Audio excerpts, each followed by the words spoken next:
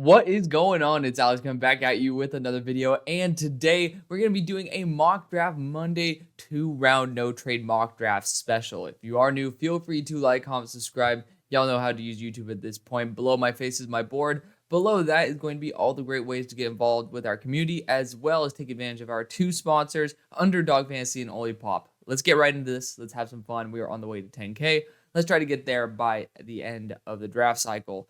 We're definitely going to get there by the end of the draft cycle. But, hey, you know what? We'll try to get to 15 by the end of the draft cycle. Let's get the momentum building up right now because 2024 is going to be full of some amazing things. And Happy New Year to y'all. Let's get this going. Pick number 1 with the Chicago Bears. Justin Fields continuing to look incredible, continuing to ascend. He's had some stumbles here and there. He's had some injuries, but we're happy. We're happy. Just sitting, relaxing, and vibing with Justin Fields. Now, there still is an argument for Caleb because he has a lot of the same pluses that people love about Justin, plus an extra couple years of a rookie contract. There is a reason that you could go after Caleb. But let's celebrate. Let's just have Justin Fields finally securing his job, which I've been rooting for this whole time. So this is going to be Marvin Harrison Jr. out of The Ohio State University, going at number 1 to the Chicago Bears. So essentially, I don't feel like there's much debate if the Bears are, well, since this is a no-trade mock draft, I usually allow for one trade, but this is not going to be one of them. But basically, the Bears are going to stay put at 1. It's Caleb or Marvin. If you're going to stick with Justin, makes sense to go Marvin. There you go. At pick number 2, the Washington Commanders are going to be bringing Caleb Williams home. Sam Howell just, as much as I want him to be the guy, he's lost the confidence, and, just naturally the organization most likely will have lost confidence in him as well. Caleb Williams is one of the most spectacular quarterback talents that I've been able to watch. Just super high upside, escapability through the charts. Some people call him soy boy because he cries, and it's like, you know what? Yeah, at least he has some form of emotion. If there's a quarterback that just stands there and loses and just pretty much, stone faces it, it's a toss. But, people, the teammates certainly seem to be very excited about Caleb Williams when they're on the field with him. They don't seem to be rallying against him. I don't really know. There was this one receiver, I believe, who was saying we're a team now after Caleb Williams left and they kicked ass in their bowl game. Don't know what that was about personally, but, those are the only legitimate issues that you might have to be worried about, is primarily not being great off the field in terms of being in front of the press. At pick number 3 for the New England Patriots, I've been going this for a while now. Probably Drake May. You need to get a quarterback. Billy Zappi, 3 interceptions. One of the main reasons you lost by 6 points was a pick 6. Could have probably won. Josh Allen didn't do too hot. But there is certainly a possibility where if you think there is some depth targets at quarterback that you like, you could actually trade down, amass some extra draft capital, get offensive line, and, build that way. It seems like a Patriot thing to do, but the question is the Patriot way going to continue down the line? Don't know.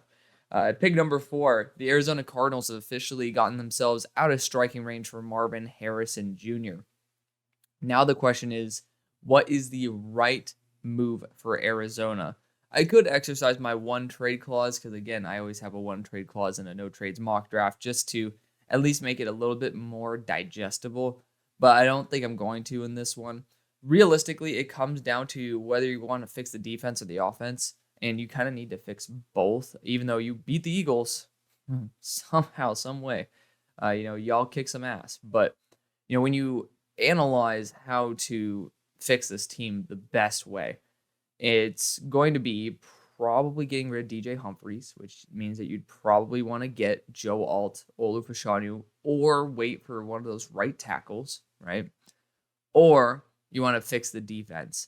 And I have been trying to find more and more ways to push these edge rushers up the board, as well as some of these cornerbacks, but the cornerback class is super duper deep.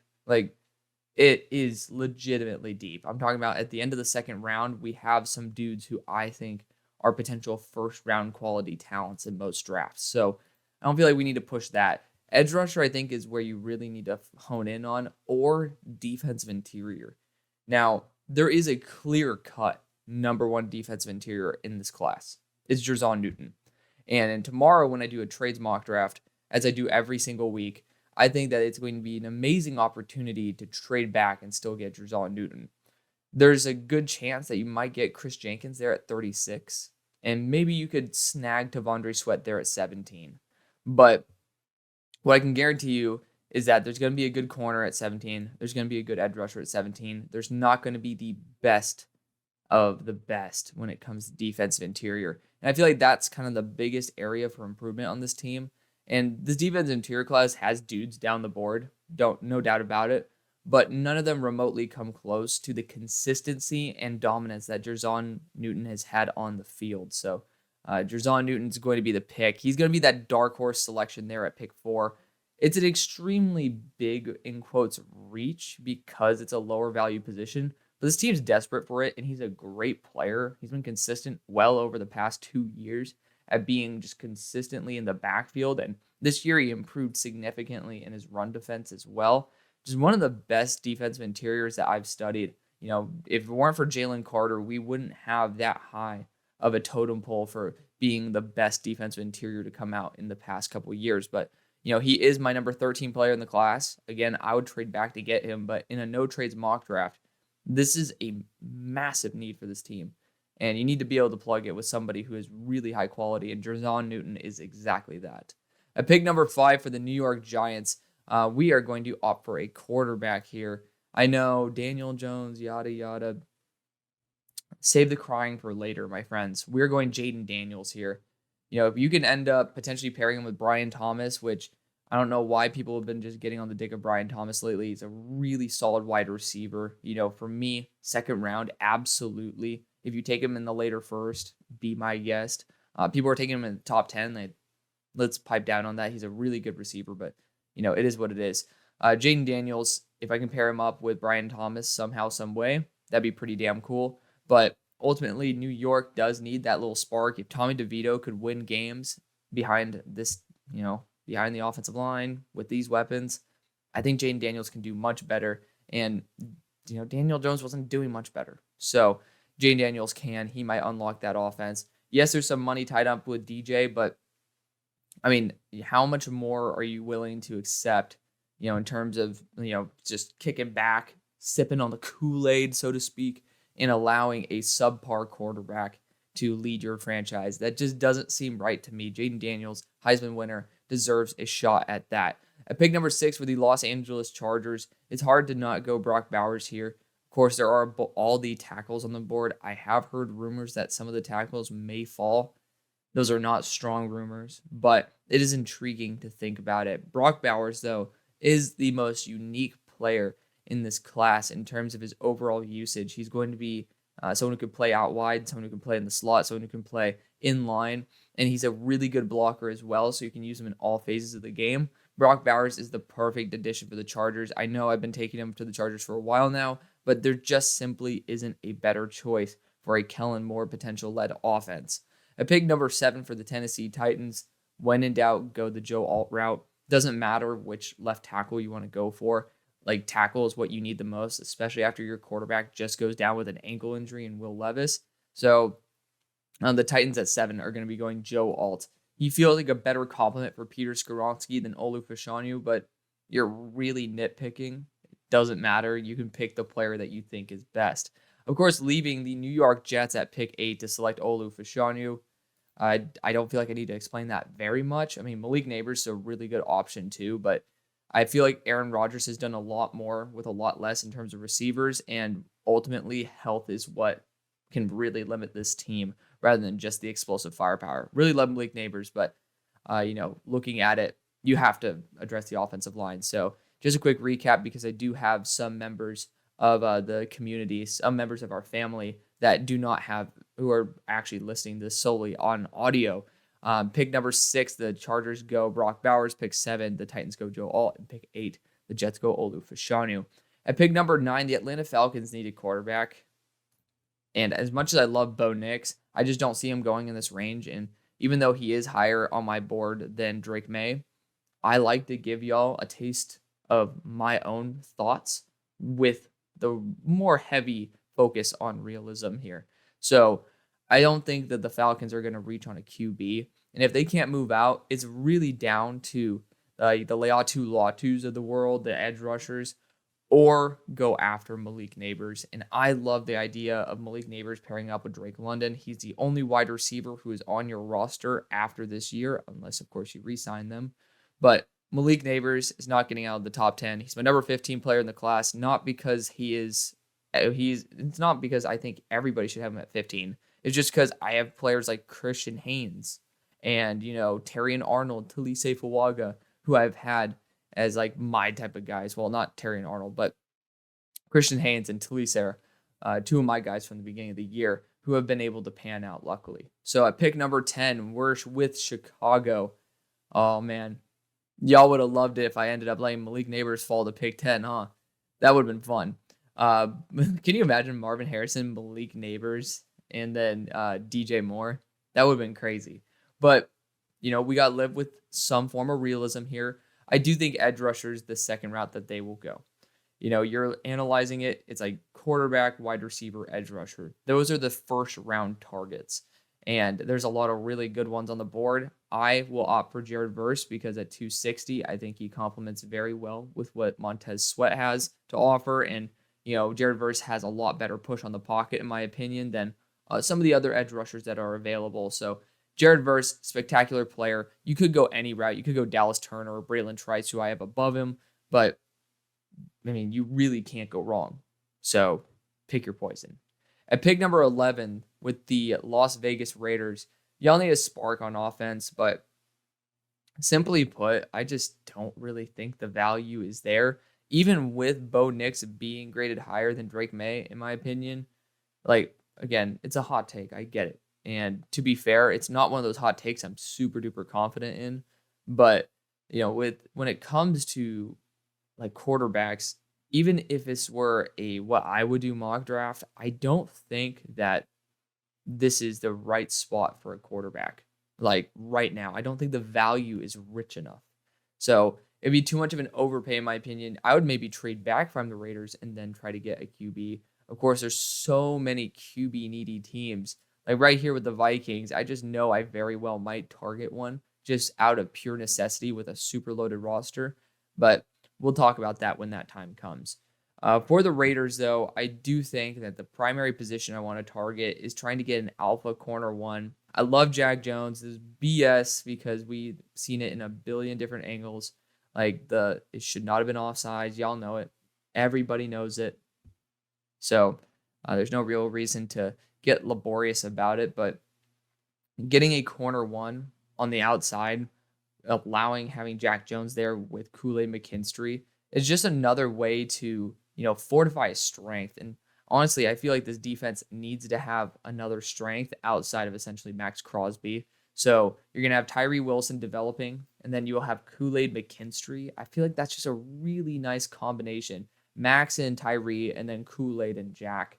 That's the way I want to rock with this one. So Kool-Aid McKinstry goes to the Raiders. At pick number 12 for the Minnesota Vikings, I'm gonna opt out of the quarterback for this time. I know I just talked about it because I do think there's a massive need for a quarterback, but let's not let need screw us of proper value because Kirk can still come back for a year, right? He still can be here and be a really efficient quarterback on this team. So I think the best thing to do is to address that edge room. I do. And, with two edge rushers, your top two coming up for a contract, it's the right thing to do. The question is, who do you believe is going to be the leader in this edge group? Who complements Danielle Hunter the best? I think it's Braylon Trice. The majority thinks it's going to be Leatu Latu. I think Leatu Latu is a little bit more freaky in terms of his athleticism than Braylon Trice is. Braylon Trice is just super solid all around. Maybe a little stiff, but, again, 274. Kind of hard not to be. But Leatu Latu, I think, is the more probable selection for this team. Again, he kind of just has so much untapped potential that I think that Danielle Hunter would be the perfect guy to pair him up with. So Leatu Latu ends up going there at pick 12. again, as you guys are going to continue seeing, I'm trying to push these edge rushers up a little bit more because they fall in the majority of mock drafts right now. And God only knows, we all know the mock drafts are never going to be perfect, right? But there is a very solid chance that, where we're wrong is where the edge rushers are going to go, because there's really good ones in this class, and then there's a significant drop off. Leave it there. At pick 13 for the New Orleans Saints, quarterback's the way to go, but again, this coaching staff has a bond to Derek Carr. So I love y'all, and I really want y'all to enjoy the fruits of another quarterback. And maybe we'll do that in round 2. But for right now, we're going to opt out of that selection. And the only thing that I'm thinking about is potentially taking one of these beautiful tackles and just saying, Trevor Penning, I appreciate what you have done for us. You have a ton of grit and nothing's ever changed, but you just are not built to be a starting left tackle in the NFL. In my opinion, y'all know I did not like Trevor Penning. I did not like that pick. Did not think it was the right move. A lot of people did, but again, I have my own losses. I have my own takes that suck. Don't we all? Especially when you have, let's just say, let's keep it rounded, 250 unique opinions. Like, you're bound to get quite a few wrong, right? So that was one of them that I wasn't wrong about. I just feel like I have a particular eye for offensive tackles at this point. But I think that if you want to upgrade these tackle spots, and technically the right tackle spot could be upgraded in the future as well, the right thing to do is to target a new position that I have yet to target. Another reason why I'm very excited to do this, and that's going to be an offensive tackle. So J.C. Latham, Marius Mims, those are the guys who I believe could transition left tackle to right tackle the best. And since Marius Mims, who I thought would be a top 5 selection in 2025, elected to come out, I think teams might value him at 6'7", 340 pounds above the other two. I don't think he'd come out if he was listed as a potential late first-round pick. So we're going to be selecting a Marius Mims tackle out of Georgia, going at 2 New Orleans to replace Trevor Penning, and then maybe be able to fill in at right tackle with Ryan Ramczyk in case he gets injured. So tons of potential there. Easily could be the tackle one of the class. Easily could be. I'm excited to re-dig into the tape of what he did post-injury this year and then be able to truly see the player that we're going to see come a fall next year. At pick number 14, the Denver Broncos are chilling. They got some incredible players on the board. You got Rome Odunze here. You can go edge rusher with Chop Robinson, Dallas Turner, Braylon Trice. You can go corner with Nate Wiggins, Terrion Arnold. Or even Cooper DeJean. There is a variety of excellent possibilities here. You can go quarterback with Bo Nix too. I'm going to opt out of quarterback. I don't think that it's weird. The Russ situation's really confusing. But ultimately, I do believe that this team probably might be in the market for a Cam Ward in round 3. I don't fully understand 100% what the contract breakdown is. Contracts are probably one of the few things that, no matter how hard I really try to study them, they still perplex me. Just the NFL cap situation is very, very unique. But wide receiver is going to be one of those positions that, regardless of the quarterback, is going to be a need.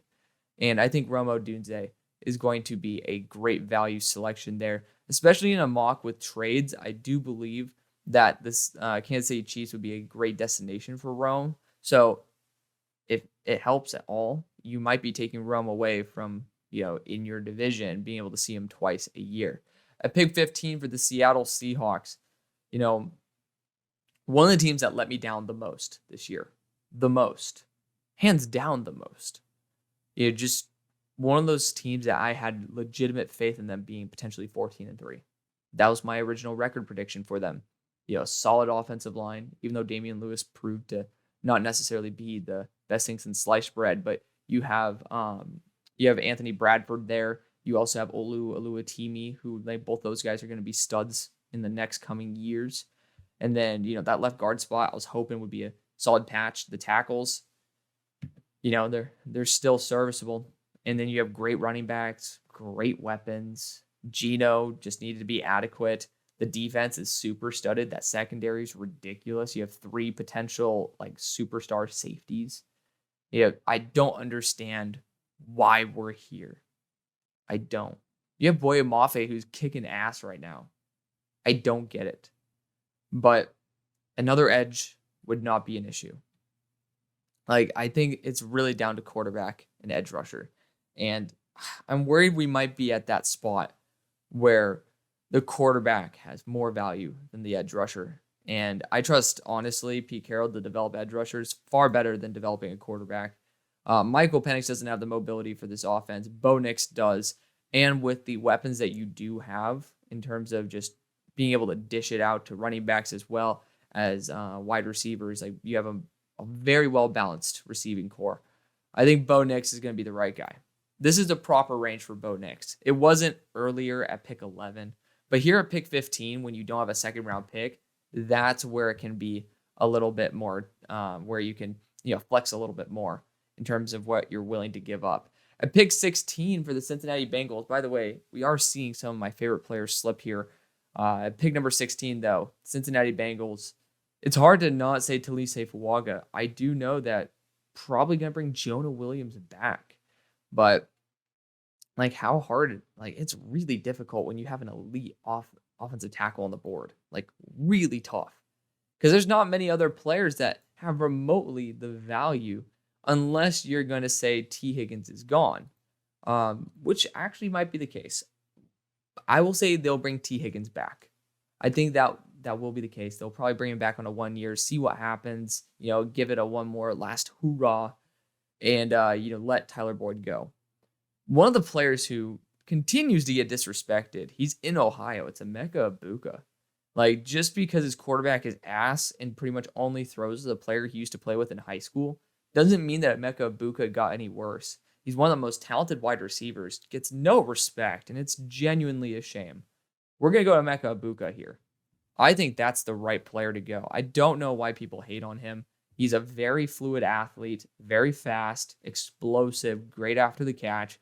Like, genuinely one of those players that is the prime definition of prospect fatigue. At pick number 17 for the Arizona Cardinals, I talked about edge rusher being good value here as well as corner. We ended up going Jerzon Johnny Newton in the first with the first pick. And with the 17th overall selection, we have plenty of players to target here. And I think Nate Wiggins is going to be the best value for a more zone defense. If you want to be able to have guys just who are smart in space, this is going to be right for you. Now, you could go a little bit more man-heavy with Kamari Lassiter down the line, or Terrion Arnold, who I think is better than Nate Wiggins in terms of the zone and man department, but that's because I have a huge man crush on Terrion Arnold. Nate Wiggins has been the corner one there for Clemson for a hot sec. So he's been the one who's handled the big boys 24/7. Terrion Arnold's been the 2. I think Nate Wiggins will go before. He also has 2 extra inches of height. Granted, he's also lighter, though, than Terrion Arnold. So, deal with that as you will. I do think Nate Wiggins will be the selection here. Fix that defense up. We'll be able to grab one of those. We'll be able to grab an edge rusher probably there at that 36 overall spot. If not, there are plenty of other players to target too. Steelers, I always criticize mock drafts that have Talise Fuaga or J.C. Latham fall. God help me. We did it. I can't believe it. Talise Fuaga. So just to recap, the Bengals go Emeka Egbuka. Then the Arizona Cardinals go Nate Wiggins. The Steelers then go Talise Fuaga. I did not purposely do this. I honestly wanted to try to prioritize some other positions. Of course, when I do a mock draft every week, it is kind of my purpose to, keep things exciting for both you and me. And that's by changing things up and testing new possibilities. In this situation, the tackles decided to slip a little bit, which is great. At pick number 19 for the Green Bay Packers, if Cooper DeJean's on the board, you go Cooper DeJean. I usually like to go J.C. Latham, but I do have to, rescind some comments. Rasheed Walker is doing a very solid job. Zach Tom's great. David Bakhtiari probably will be traded. So you're in good hands. You really are. I personally, I love Cooper DeJean because it's essentially a Keyshawn Nixon replacement. You can have him play pretty much anywhere, and including returns. The issue is that I honestly want to go after a different corner over Cooper DeJean because I want to get a true corner and then get a safety in the next round. Rather than getting someone who's super versatile, I'd rather get someone who's more specific. Someone who is going to fit a particular role. So I'm going to go Terrion Arnold. I'm going to change it up. I always go Cooper DeJean, but let's go Terrion Arnold this time. Some of the best field instincts I've ever seen. Really good in run support as well. Just genuinely one of the better players. Not an unsung hero because people have really gotten on to Terrion Arnold, but overall, really good player. At pick number 20 for the Buccaneers, I'm honestly really down for J.C. Latham here. I know I don't really hear very much in terms of the need for a tackle for this team, but man, it is hard to have J.C. Latham, who I have listed as my 22 overall player, in this range. Very tough for me to swallow that type of pill. Of course, I have my number 5 player in the class and number 4 right here with Turner and Trice. You could look at a quarterback potentially, but for the time being, I think this team is perfectly fine. Graham Barton is a great option, but I just think the offensive interior down the line is perfectly fine for a team that could maximize from another position a little bit better. So I'm going to be going Dallas Turner here out of Alabama. It's been my pick for the Buccaneers for a hot minute now, but genuinely one of those players, if he goes top 10, I'm perfectly fine with it. I mean, y'all see it right there. So I'll scroll down a little bit so you guys get to see a bit more of my board. At pick number 21 for the Indianapolis Colts, I'm running to the podium with this because it is the perfect complement, kind of the final piece for this team. That's Keon Coleman. Another guy with prospect fatigue, should have been always considered a pick 15 to 25 range player. Never could separate, wasn't an elite route runner, always was good at the catch point. Nothing's changed with Keon Coleman. If you use him, he's going to work. He's going to be a very, very good receiver. Don't know why things got so twisted. But regardless, Indianapolis Colts would be very happy to get a true X receiver there to complement Michael Pittman Jr. Also, go Oaks Christian. That would be great to see them perform and just absolutely kick ass together. At pick number 22 for the Jacksonville Jaguars, honestly, it sucks to see that, Keon Coleman goes there to the Colts, but, you can't have everything in life, I guess. I do love some of the options that are still available at receiver. I'm going to opt out of it for the time being, and I am going to go Graham Barton here. He's a versatile interior offensive lineman out of Duke. Again, I talked about the value of interior offensive linemen down the board, but it's very hard to find someone as good as Graham Barton. And I don't feel like many of the other positions would have the day one impact that Graham Barton could have on this team. He also can fill in at tackle, which we've seen a lot of versatility and a lot of guys be switching positions there to fill in at certain spots in case of injury, for example, or suspension on Jacksonville's offensive line. Graham Barton fits exactly what Balky wants in terms of an interior offensive lineman. So you're going to be getting that there with Graham Barton. So back-to-back years, technically selecting tackle, but Graham will be kicked it to the inside. At pick number 23 for the Los Angeles Rams, we're going to be trying to see if J.C. Latham can play left tackle. I don't feel like that's a stretch to talk about that. Excellent player, should be going way earlier. I've had him go top 10 plenty of times, but because of the emergence of Amarius Mims, we're seeing these tackles actually get pushed down a little bit because there's so many of them. I did not believe the tackle class would be this loaded at the top, but we're here, and that's exactly what it is. At pick number 24, the Buffalo Bills could not run to the podium faster if Cooper DeJean is on the board. Maybe you could snipe another safety in round number 2, but this is the spot where you have a need at both corner and safety, and you don't really have the necessary, well, you do have some other holes that you probably need to fill. So whether that be wide receiver or whether that would potentially be the future at edge rusher, you got Leonard Floyd there, but for the long run, I don't really see the high-end super starters there. So you can find someone like Cooper DeJean where it's like, hey, we need to just hit once in our secondary right now, and then we could patch it up with some other dudes later. Let's get Cooper, and then we could pick best player available. Maybe if it's a corner or a safety later on, and then we can find a spot for Cooper from there. Cooper is just that guy, Swiss Army knife. Could go to the Rams and be a great addition, but it's very hard to say no to J.C. Latham in that equation. Cooper DeJean, very much going to be welcome there in Buffalo. At pick 25 for the Kansas City Chiefs, there's a lot of really good players on the board. I'm going to look at those wide receivers. I do think Brian Thomas fits exactly what this team is looking for to a T. You're looking for someone who's going to have some size, who has that deep threat ability, who's going to be someone who's going to challenge the defense, going to make sure that they don't get too close to the line of scrimmage or else they're going to get toasted. And that's exactly what Brian Thomas does. So Brian Thomas Jr. out of LSU going to the Kansas City Chiefs. At pick number 26, the Philadelphia Eagles have a very nice combination of players that are popping up. Of course, losing to the Arizona Cardinals is quite embarrassing. But, I think Bill Belichick lost to Matt Patricia the first time that they faced, and, the Lions didn't do too well under Matt Patricia then. So looking at the options, you can go corner here, right? There's Kamari Lassiter. You can pair him back up with, you can pair him back up with, why am I tripping on his name? Keely Ringo. And you could have that Georgia duo again. I love Eli Ricks, and honestly, he plays pretty damn well in the boundary. Of course, Eli Ricks was a top 64 player for me. Don't know why some of my favorite players end up falling out of the draft. It is what it is. Teams like the Eagles, as well as the Vikings with Ivan Pace Jr., get to prosper because of it. But we have a whole nother round going in, and I'm already 36 minutes in. We got to haul some ass through this. I want to spend some time here so we could really appreciate this. But for the Eagles, I think the most valuable position would be edge rusher, but we do have a couple other picks where we can snag another depth edge rusher. They're going to be targeting offensive tackle. You know why? Because they always draft one a year too early.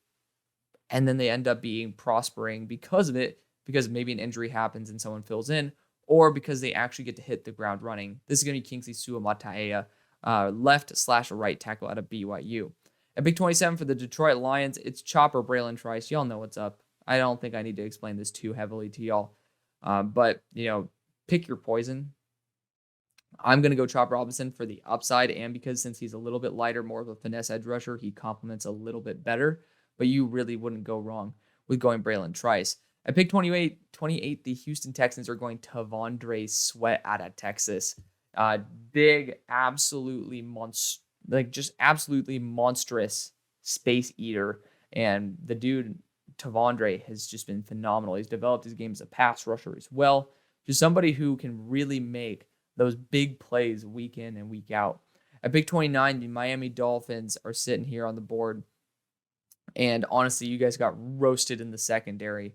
Therefore, until he says he's coming back, Cam Kitchens is going to be my target here. You need to get some extra secondary help. That safety 2 spot needs help desperately, and Cam Kitchens is going to be the beginning of that. Keep him there in Miami. At pick number 30 for the Dallas Cowboys, I hate to be repetitive at this point in the draft, but if there's Jordan Morgan here on the board, that is exactly the right pick to go for. You could go Troy Fautanu, but I just don't trust him to be a full-time left tackle in the NFL. I do trust Jordan Morgan to do so.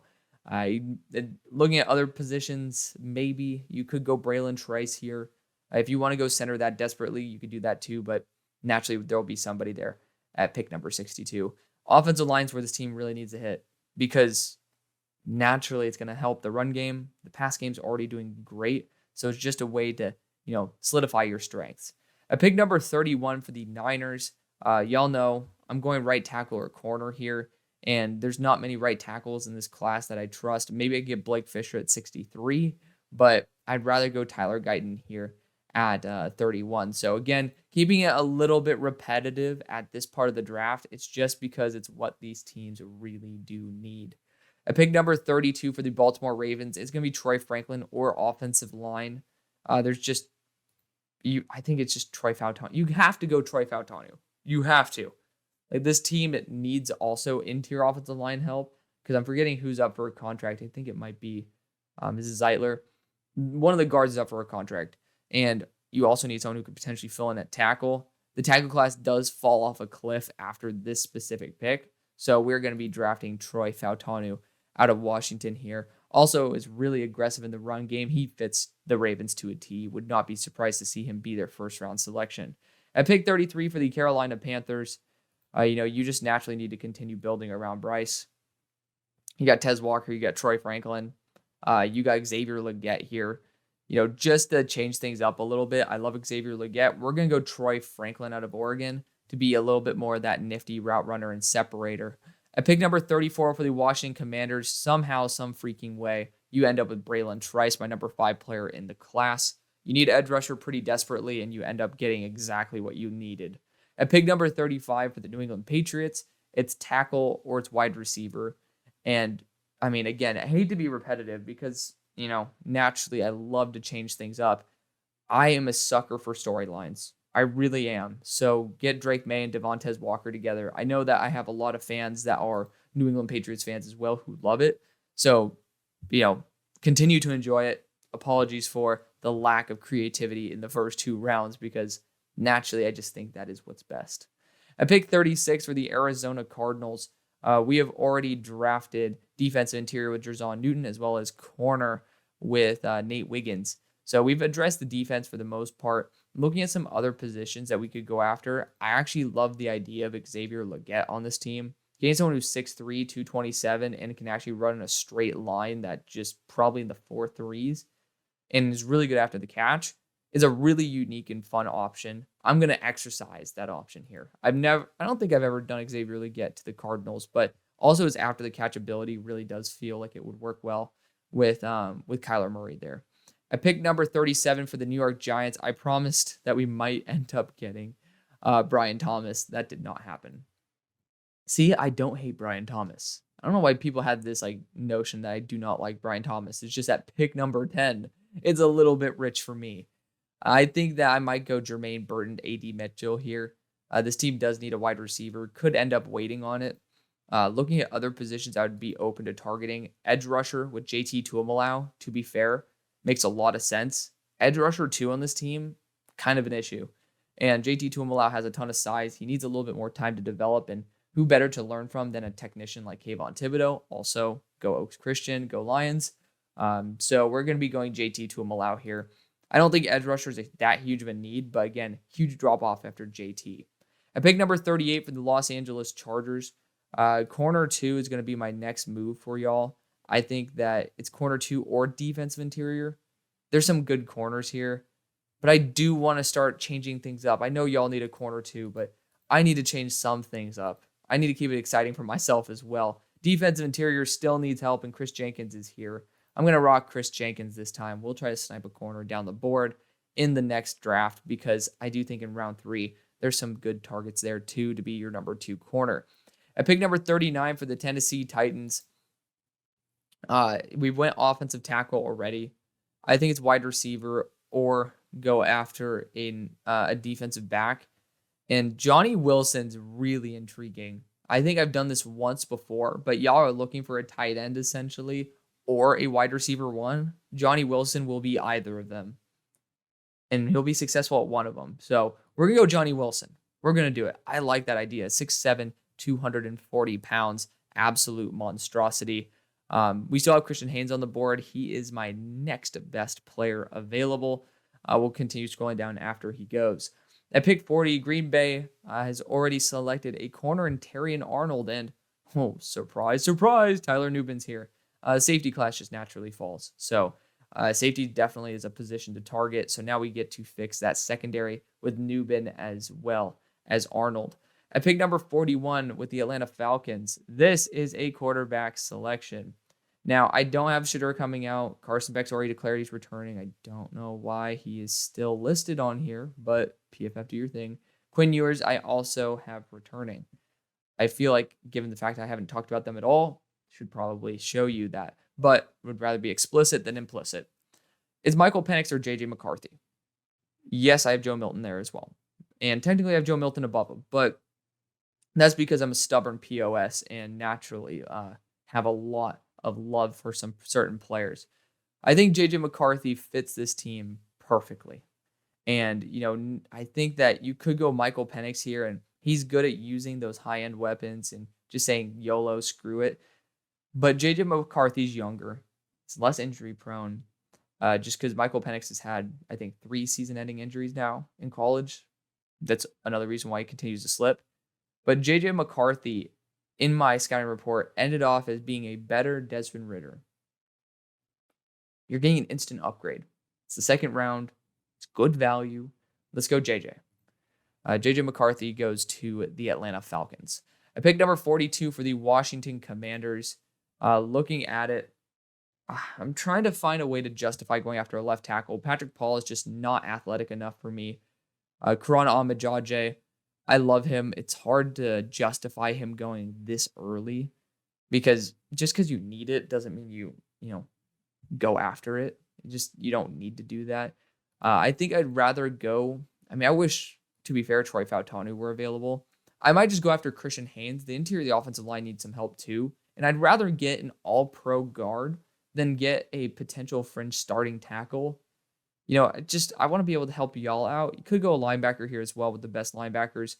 Could go corner as well. Actually, I do like the idea of going corner for this team for the future. You got Kamari Lassiter here, who will need time to develop, but he has 4.2 speed. He's very, very, very fluid as an athlete, and he's getting better each year. I'm going to go Kamari Lassiter out of Georgia. I think that actually might be your best bang for your buck. At pick 43 for the Las Vegas Raiders, quarterback Michael Penix is here. So I feel like that's just the smart thing to do. We ended up getting Kool-Aid McKinstry in the first round. This is good value. Mobility has never been a huge thing, apart from maybe Carr doing some scrambling touchdowns or scrambling and fumbling out of the end zone. But, naturally AOC, Michael Penix, that's a pretty good combination there to be able to have some good quarterback competition for the future. Now you have 2 really inexpensive quarterbacks, and especially one like Michael Penix, where Rome Odunze is essentially comp to Devontae Adams, has some comfortability with the styles of wide receiver that are there. At pick 44, sucks that we kind of just nabbed Penix right before the Vikings. But, again, I'm saying that Kirk Cousins should return anyway. Other positions that I would potentially target for the Vikings, you could go back and get another edge rusher because you just don't know how long they're going to last. But I think quarterback's a good way to potentially go. I think it is. And, people shit on Joe Milton all the time. They're going to continue shitting on Joe Milton. And you know what? I always have this lesson for people. There's going to be many times where you're wrong. This one might be where I'm wrong as well. But when you truly believe in something, just go for it. What you owe people is honesty in this world, because there's so many fake people who will just try to sound smart by copying other people. If you're stupid because of something you genuinely believe in, you're a lot better than the people who are smart because they don't do any of the research on their own. So be proud of even your mistakes and just learn from them.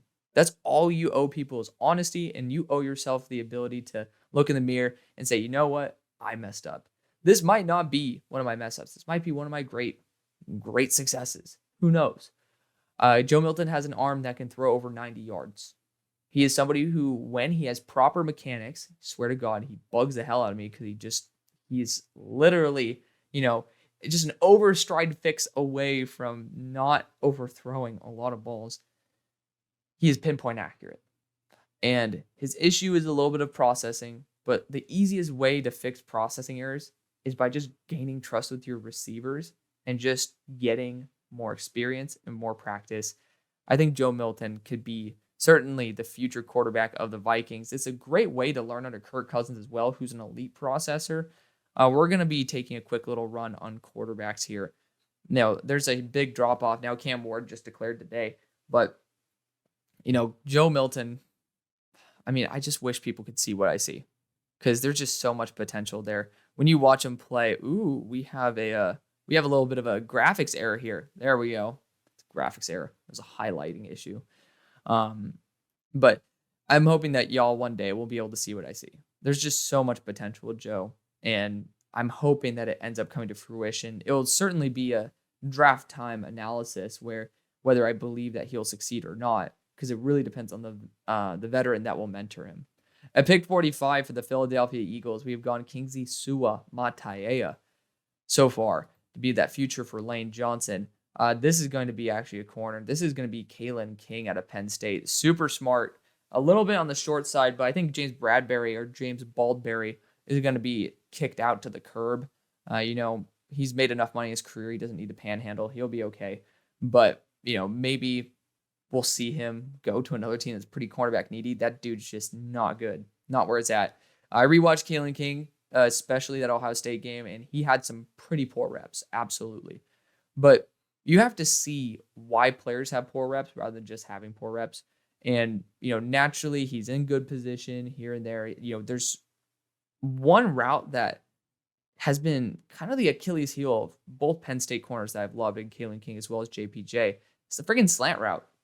And Terry and Arnold too. I don't know what's up with these players. When they're really smart in space, they just naturally cannot cover a slant route for shit or, similar variations of it. I think Kalen King's going to be a great corner. Great in run support as well. Naturally, you're going to have Keely be that corner one. Kalen is small enough to where you can kick him in the slot as well. He's physical. He is the breed of corner that the Philadelphia Eagles should be targeting. It's a great player, great value. Let's take quick stock of who is still available. We are roughly 50 minutes in. We got Chris Braswell on the board, who is certainly going to be going off the board soon.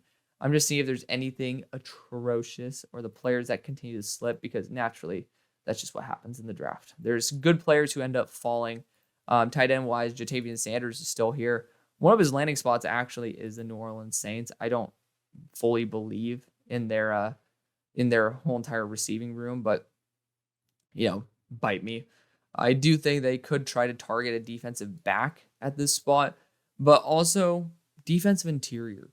So this is what I wanted to target. I think that Ruka Rorho might be a really good addition for the Saints. Defensive interior is one of those spots when I looked over your roster really did need an increase in production. And luckily, we've actually seen Breezy do a pretty damn good job at that. I think this whole entire NFL really does have a lot of intricacies that aren't recognized enough. And one of those is going to be chemistry. Ruka Rorho obviously already played with Brian Breezy a lot.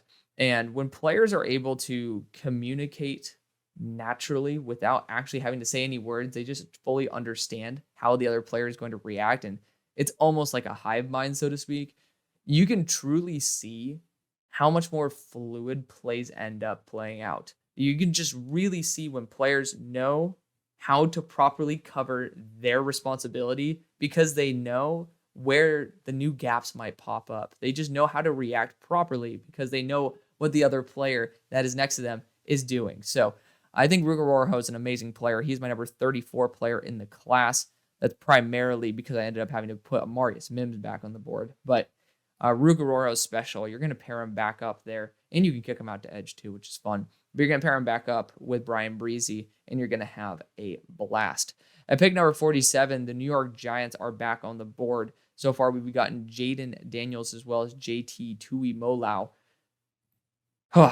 Now, we can look at some receivers too.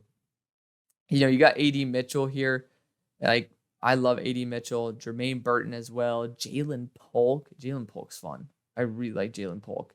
I'm going to be going A.D. Mitchell here. It's a wide receiver one build. 6'4", roughly 200 pounds. As long as he stays healthy, he's going to be a great player. Really shifty as well. One of my favorite, round two type of players, maybe fringe round one. At pick number 48 for the Bengals, we have decided to target, what do we do for y'all? Emeka Egbuka in round number one. So I think defensive interior is still a position that we should be looking at. Leonard Taylor is here. And, it's weird to take Rook over Leonard Taylor. I actually think Rook technically plays better than Leonard Taylor. Where do I have Leonard Taylor on my own board compared to him? I don't even know. Oh, he's at 44. So Rook is above him. So it does make sense based on my board. But Leonard Taylor is going to be the selection here. DJ Reader. I think he's up for a contract, but he actually got injured during the year as well. So Leonard Taylor going to be the right selection there. Houston Texans, this is probably going to be Jatavian Sanders. I love sticking with the common theme of Texas players. And We're going to keep him in Texas, baby. This tight end core definitely could use it for the future. Dalton Schultz has been a massive addition, but he's on a 1-year contract. Tight ends become a very good, very popular target for CJ Stroud. At pick 50, the Pittsburgh Steelers somehow, some way ended up snagging the best right tackle in the class.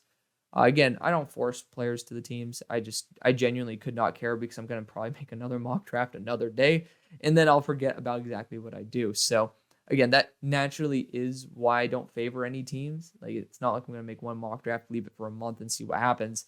Like, I genuinely love to test possibilities. And, even though I sent my favorite player arguably in the class to my favorite team, this is a live mock draft. It's never scheduled out to be this way. But pick number 50 for the Steelers, I'm going with the best center in the draft. This is really it's not working out for me to say I'm not biased when my favorite team gets the top right tackle and top center in the class. Jackson Powers Johnson going to be coming in and kicking some ass. Could have went after a top tier corner there as well, but just build the offensive line. I want this both for Dallas as well as Pittsburgh. Like, just build the offensive line. Stop focusing on other stuff. Like, naturally, the best years of our franchises, respectively, both Dallas and Pittsburgh, have been when our offensive lines were arguably the best. So, maybe you could see a little bit of a connection there. But at pick number 51, Green Bay is back. And we've drafted a corner. We've drafted a safety. Now, again, I don't think there's many issues on this team. But I do think interior offensive line might be a good spot to go. I'm going to go Christian Haynes. Sean Ryan's not playing enough, but honestly, I could even see Christian Haynes moving to center. He's one of the most athletic offensive linemen I've ever seen. I just love the versatility, and it's a player where you can go BPA and just see what happens. So Christian Haynes is going to be a great player for y'all. At pick 52, Tampa Bay Buccaneers are back. And, you could go Chris Braswell and pair him back up with, Dallas Turner, see what happens. But this team's not good enough for that. I did kind of just taunt all of the Buccaneers fans by taking probably one of the best, if not my favorite player in the draft, pound for pound, right before him. So apologies about that. But I'm actually going to go Cedric Van Pran Grazier here out of Georgia. The Buccaneers end up going Cedric Van Pran because naturally you need interior offensive line help. Kind of makes sense. At pick number 53 for the Indianapolis Colts, defensive back is probably going to be the next spot I go. Defensive interior, another spot to target as well. But when you have these amazing corners that are still on the board, and it's a sin. It's a sin. We need to go after them. We're going to go Denzel Burke out of The Ohio State University, right down the road from Indiana there in Ohio. And, just, again, top 24 player, right? He literally is my number 24 player. So you're getting my number 24 player here at 53. It's quite a blessing. I love Jalen Jones. Y'all know he was actually my corner one, I think, coming into the year, like last year. So pretty big surprise when he goes pretty much the 7th round. He ends up being one of your starting corners. He's done a phenomenal job. I actually like him more than Juju Brents, but this NFL really does require versatility and a lot of depth at the corner position. So Denzel Burke going to be a massive addition there. At pick 54, Jacksonville's already addressed their interior offensive line issues. I'm going to address a secondary issue with TJ Tampa going to Jacksonville. Naturally, he has a ton of power with his hits, and he's just been super consistent for 2 years straight. One of my resident, he's been a resident on the stock up and down reports, so big fan of being able to show love finally to a player that I've been talking about for well over a year and a half now. At pick 55 for the Los Angeles Rams would have been great for TJ Tampa. We went in round 1 to select J.C. Latham. With this selection, the Rams are going to be going Dwight McGlothern, cornerback out of Arkansas. He's my number 25 player. He's the top of the board, literally right there. So kind of makes sense for me to want to be able to target him here. We're going to use Shaw Smith-Wade as a placeholder because naturally PFF doesn't have him in there still. But at pick number 55, Dwight McGlothern goes to the Los Angeles Rams. At pick 56, Buffalo is back on the board after selecting Cooper DeJean. This is the right time to go after a wide receiver, and what better to have as a wide receiver too than Jermaine Burton. So Jermaine Burton pairs up with Stephon Diggs to create an elite dynamic duo. At pick 57, the Kansas City Chiefs are back on the board, and they selected in the first round Brian Thomas. So with the 57th pick, the Chiefs should select defensive interior. And you can go Brandon Dorlus, Mekhi Wingo, Byron Murphy. It doesn't matter. I'm going to opt for Byron Murphy here because I think he's the one who's most disrespected. He has a ton of pass rushing upside, very athletic, and he just combines well with like those massive space eaters. So naturally, those guys are probably a little bit easier to find than a higher end finesse, or not finesse, but higher end pass rushing defensive interior. At pick 58, the Philadelphia Eagles are back again. And we have already drafted a corner as well as an offensive tackle. Chris Braswell is here. We're going to be selecting Chris Braswell, edge rusher out of Alabama. Another position you should target, linebacker, but the value is just too damn good. I saw Chris Braswell there. I was like, all right, no need to beat around the bush here. We're going to be going Chris. At pick 59, the Detroit Lions are back on the board. In the first round, we went after an edge rusher in Chop Robinson. With the 59th pick, the Detroit Lions are going to be going after ballhawk Quinyon Mitchell out of Toledo. He's been going in the first round. Again, these corners can go in any order. There's a lot of really good ones. So glad to show some love here to Quinyon Mitchell being featured at the end of the second. At pick number 60 for the Cleveland Browns, Joe Flacco apparently is the guy, but, maybe we can get Joe Flacco some weapons here. I love Jalen Polk. He should be going before this, but you know what? He didn't. 6'2", 204 pounds, good after the catch as well. Somebody who I love to sneak into every single second-round mock that I have until he decides to come back. So fingers crossed, we'll see what happens there. At pick 61 for the Miami Dolphins, we have already drafted a safety in Cameron Kinchens. Now, for the 61st overall pick, I'm going to be looking for interior offensive line. You got Cooper Beebe here, who's very, very intriguing. But if I'm the Dolphins, I might wait till the third round to select Bo Limmer, who's going to be a center/guard hybrid where you can end up figuring out what's best for you. I think the best option actually for the Dolphins right now is to get a future option for Tyreek Hill. And that's going to be Ladd McConkey out of Georgia. He had an incredible game this past week. And you know what? I want to reward him for it. This team loves speed. They love after the catch ability. That is exactly what Mr. McConkey does best. At pick number 62 for the Dallas Cowboys, we've seen two centers go off the board already. Technically three with Graham Barton, so RIP to that. But there's still some really good players on the board, especially at center too. This class is just super loaded with them. I could go Bo Limmer here, but it's a little bit early even for me. Even though I have Bo Limmer actually relatively high on my board, it's primarily as a right guard, which is what you guys do not need. So targeting the other needs for Dallas, I don't think that wide receiver, I've seen people take wide receiver to Dallas. Just doesn't make sense to me. Tight end, not valuable enough at this point. Running back, I do think people could, this is probably the right move to take, an elite running back like Trey Benson, who can pair very well with Deuce Vaughn for the future. I think this is probably going to be one of those spots where they could be very much open to it. So let's go Trey Benson here. It's going to be a weird reach pick, but I got to get running back sometime in the second rounds. A pick number 63 for the San Francisco 49ers, the first round pick, was Tyler Guyton out of Oklahoma. With the 63rd pick, the San Francisco 49ers are going to select Josh Newton, corner out of TCU. Consistent veteran, naturally hasn't done anything to hurt his stock at all. He's just always been roughly at this spot. At pick 64 and ending off the draft, the Baltimore Ravens are back after selecting Troy Fautanu in the first round. The secondary is pretty beat up. There's no corners I really think are probably going to be much of an upgrade. So I actually might get Xavier Worthy here to essentially be the longer-term answer for Odell Beckham Jr. It's not a one-to-one, but the value is there, and he does have that deep speed, really good after the catch as well. So we're going to see what happens when adding another little midget to the squad. So that is going to be the video. Thank you so much for watching and supporting the show as always. See you on the far side.